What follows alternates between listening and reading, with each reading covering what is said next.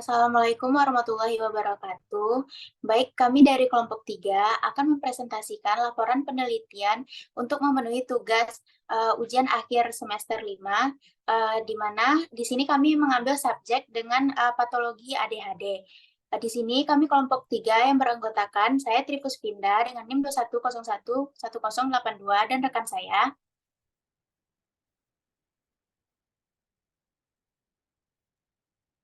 Saya Rachel Dwi Ardela dengan NIM 21011301. Saya Sabrina Wulandari Witama dengan NIM 21011308. Saya Fania Zolfina dengan NIM 21011326. Saya Intan Fitrin Sadomo dengan NIM 210111037. Baik, selanjutnya kami akan mempresentasikan mengenai observasi subjek yang akan dijelaskan oleh Fania Zilvina. Kepada Fania, disilahkan. Baik, saya akan menjelaskan tentang observasi subjek. Subjek adalah seorang anak laki-laki berusia 7 tahun bernama R. Memiliki kulit sawo matang dan tinggi sekitar 140 cm dengan postur tubuh kurus. Saat pertama kali ditemui, R terlihat ceria, bersemangat, dan tidak bisa diam. Dia mengenakan baju oranye dengan lengan pendek yang sedikit kusut di depan serta celana pendek merah.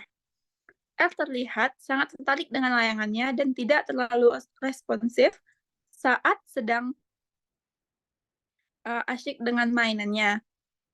Ketika orang tuanya menyuruhnya mandi, R sulit diarahkan karena begitu fokus dengan kegiatannya. Setelah mandi, R terlihat lebih segar dengan pakaian sore yang nyaman, tetap antusias dan ceria seperti sebelumnya. Terima kasih kepada Fania Zalvina. Selanjutnya, mengenai observasi signifikan odors akan dijelaskan oleh Sabrina Wulandari Utama. Kepada Wulan, disilahkan. Baik, saya akan menjelaskan observasi signifikan others, yaitu dalam konteks penelitian ini, signifikan others merujuk kepada orang tua dan guru yang pengaruhi subjek dalam belajar. Peneliti melakukan observasi terhadap kedua pihak ini untuk mendukung data dari wawancara dan observasi terhadap subjek yang mengalami ADHD. Ketika tiba di rumah subjek, peneliti diterima dengan baik oleh orang tua dan melakukan observasi terhadap ibu subjek. Seorang ASN berusia 43 tahun. Ibu subjek FM ramah dan terbuka dalam wawancara, menggunakan bahasa campuran Minang dan Indonesia untuk memudahkan komunikasi. Dia terlihat tertawa dan menerima dengan baik kelakuan random Selanjutnya, peneliti mengamati guru R yang menjadi wali kelas selama 2 tahun di SD kelas 1 dan 2. Guru tersebut SM juga ramah dan terbuka dalam wawancara, menunjukkan pengertian saat menjelaskan kondisi R di sekolah, termasuk perubahan setelah kunjungan ke psikiater. Suasana wawancara terasa mendukung dan ramah.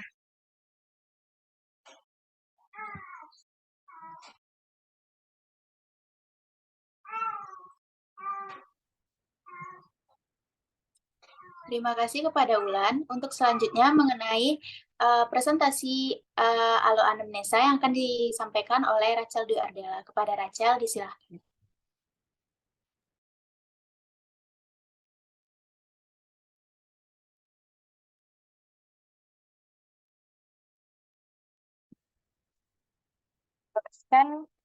Tentang anamnesa. Yang pertama, orang tua. R adalah anak ketiga pasangan Eva dan FM, lahir pada 3 Maret 2016. Diagnosa ADHD pada September 2023 karena kesulitan fokus saat belajar. Dimulai sejak TK. Pengaturan dosis obat mempengaruhi perilakunya secara signifikan. Orang tua R menghadapi tantangan mengelola kegiatan dan perhatian R di rumah dan sekolah. R memiliki fokus pendek dan aktif di rumah. Sulit bagi guru mengelola perhatiannya di sekolah. Meski berpotensi intelektual baik, ia memerlukan bantuan dalam belajar. Dengan pengelolaan tepat seperti kontrol bulanan dan obat, R menunjukkan kemajuan di sekolah. Keterlambatan kontrol medis dapat mengganggu perkembangannya. Tapi dokter sudah memahami kondisinya. Meski menghadapi kesulitan, ia naik peringkat setelah mendapat bantuan obat. R dikenal aktif sosial, memiliki kemampuan sosial yang baik, dan kreatif dalam merakit barang.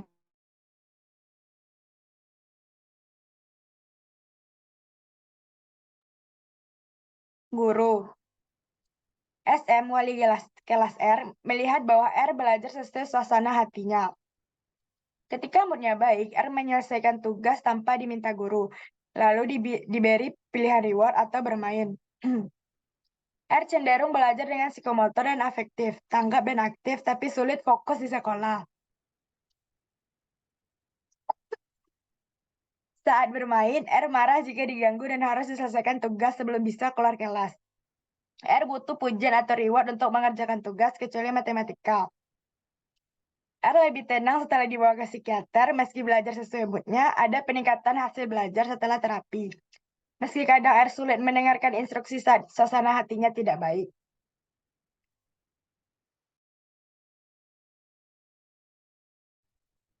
Terima kasih kepada Rachel. Selanjutnya mengenai autoanamnesa akan disampaikan oleh Intan Fitri Denisa Domo. Kepada Nisa, disilahkan. Baik, selanjutnya autoanamnesa. Ketika peneliti bertemu dengan R, peneliti mencoba berkomunikasi dengannya, bertanya tentang namanya dan usianya. R menjawab dengan ramah, namun kemudian fokus pada layang-layangnya. Meskipun peneliti mencoba berinteraksi dengan R, bertanya tentang layang-layang, R hanya menjawab sebentar sambil tersipu malu. Setelah itu, R kembali fokus pada mainan layang-layangnya dan sulit diwawancarai lebih lanjut. Meskipun berusaha bermain layang bersama R sulit fokus dan berinteraksi lebih lanjut. Hanya mengekspresikan dirinya tanpa menggunakan kata-kata. Terima kasih kepada Nisa. Selanjutnya mengenai hasil analisa masalah akan disampaikan oleh saya sendiri. ADHD adalah gangguan neurodevelopmental yang umumnya muncul pada masa anak-anak hingga dewasa. Diagnosis ADHD memerlukan gejala di dua dominan, gangguan perhatian dan hiperaktivitas impulsivitas. R menunjukkan 3 dari 4 gejala utama ADHD melalui observasi dan wawancara. R sering kurang fokus, impulsif, mengabaikan tugas di sekolah, dan kesulitan mengatur barang-barangnya sebelum dilakukan perawatan. Di kelas, ia gelisah, sering meninggalkan tempat duduk, dan mengganggu teman-temannya. Setelah diadakannya perawatan dan dibawa ke psikiater, ada perbaikan di mana R lebih fokus dan perilakunya membaik. Berdasarkan evaluasi DSM-5 untuk ADHD, R ditempatkan pada tingkat moderat. R mampu berinteraksi sosial dengan teman-teman saat bermain, namun hanya dalam konteks tersebut. Perilaku R yang mengganggu terlihat di lingkungan sekolah. Sebelum dibawa ke psikiater, R kurang tertarik pada pembelajaran dan lebih suka bermain sendiri di luar kelas. Meskipun obat dari psikiater membantu mengurangi perilaku hiperaktif, kekurangan obat masih dapat mengganggu konsentrasi belajarnya. Selanjutnya, kesimpulan dari laporan kami ini adalah berdasarkan observasi, wawancara, dan analisis, anak laki-laki 7 tahun dengan ADHD menunjukkan gejala sesuai dengan kriteria DSM-5 untuk ADHD. R mengalami kurangnya perhatian pada tugas-tugas sekolah, kesulitan dalam fokus, dan hiperaktivitas. Setelah diagnosis dan pengobatan, terjadi perbaikan, khususnya dalam konsentrasi dan penyelesaian tugas.